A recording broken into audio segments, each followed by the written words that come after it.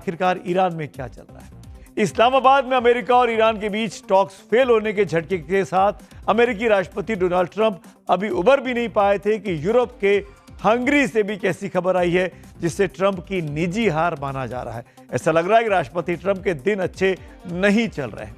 तमाम तिकड़म लगाने के बाद, मेहनत करने के बाद, जुगाड़ करने के बाद भी ट्रंप यहां 16 साल से जारी विक्टर ऑर्बन के साम्राज्य को ढहने से नहीं रोक पाए। लेकिन खबर सिर्फ इतनी नहीं है।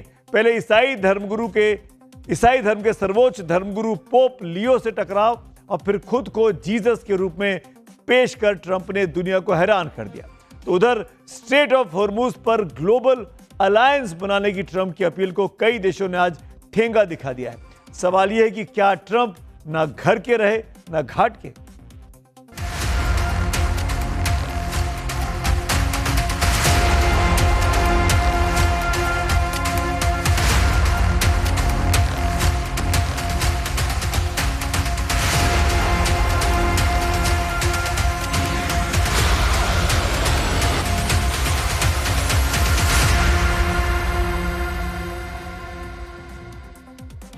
आज जियोपॉलिटिक्स में एक ऐसी तस्वीर सामने आई है जिसे देखकर दुनिया हैरान भी है और परेशान भी है। अमेरिका के राष्ट्रपति डोनाल्ड ट्रंप ने खुद को ईसा मसीह के रूप में पेश कर दिया।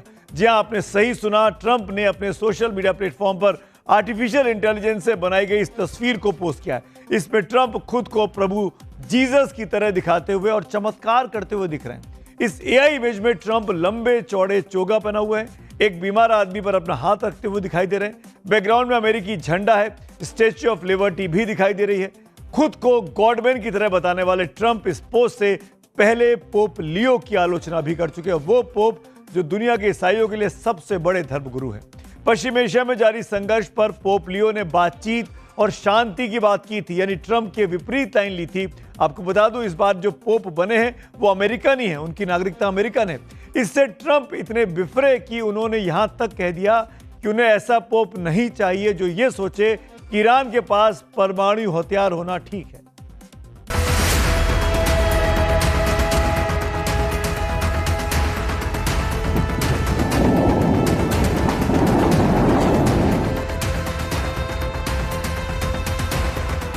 इस तस्वीर को गौर से देखें, ये कोई सामान्य तस्वीर नहीं है। इसमें ट्रंप ईसा मसीह की तरह हाथ रखकर लोगों को चंगा कर रहे हैं। लेकिन बैकग्राउंड में देखिए, अमेरिकी फाइटर जेट्स उड़ रहे हैं। एंजल्स के साथ साथ देशभक्ति के सिंबल है। ट्रंप खुद को केवल एक पॉलिटिकल लीडर नहीं बल्कि ईश्वरीय मिशन पर निकले एक मसीहा के तौर पर देख रहे हैं। सवाल इस तस्वीर की टाइमिंग पर भी उठ रहे हैं।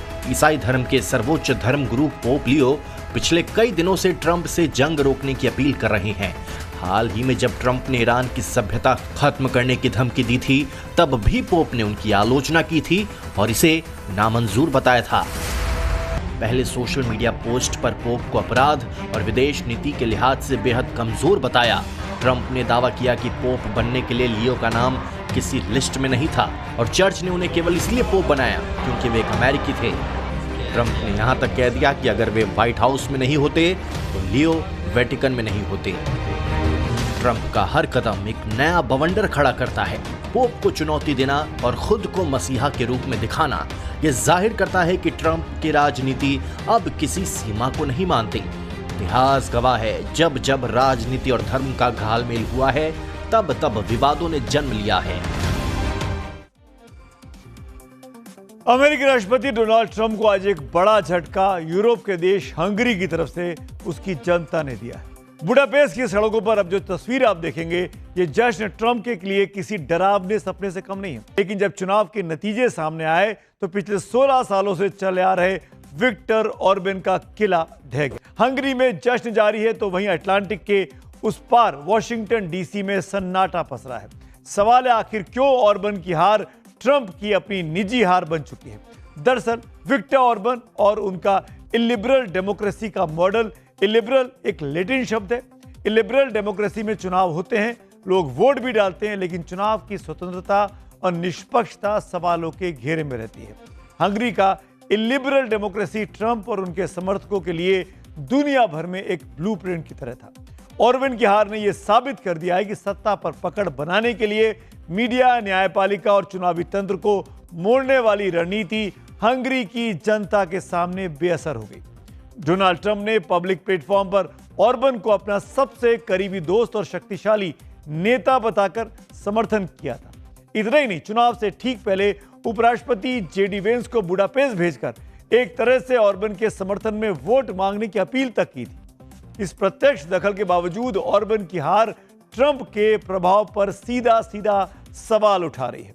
ऑर्बन ट्रंप के उन चुनिंदा अंतर्राष्ट्रीय सहयोगियों में से एक थे जो उनके एजेंडे जैसे सख्त अप्रवासी विरोध नीतियां, यानी इमिग्रेंट्स को लेकर सख्त नीतियां, राष्ट्रवाद का पुरजोर समर्थन करने वाली नीतियां, ऑर्बन की विदाई से ट्रंप का ग्लोबल राइट विंग नेटवर्क कमजोर हुआ माना जा रहा है, जिससे उनका अंतर्राष्ट्रीय रसूख भी प्रभावित होना तय माना जा रहा है।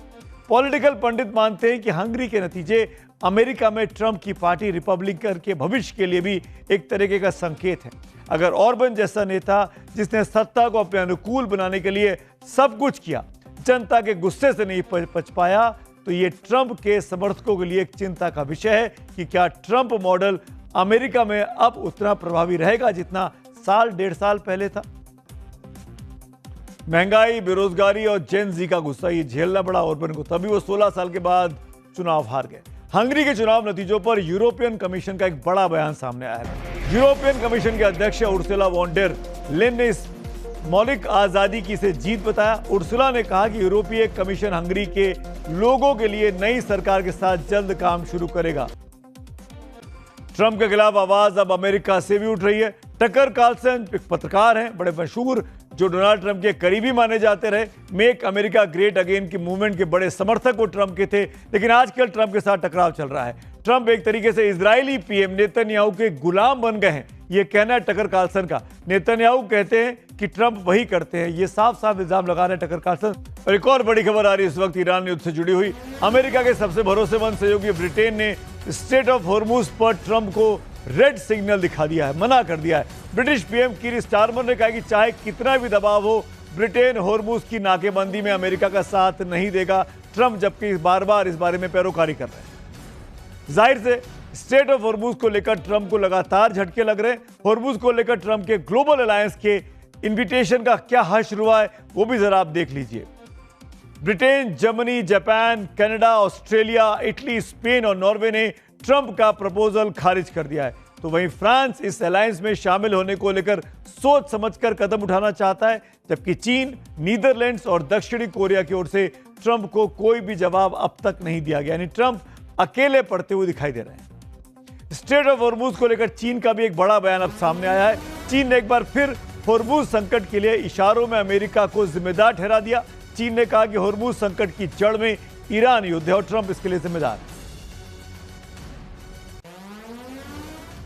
और अब वॉर की खबर से बाहर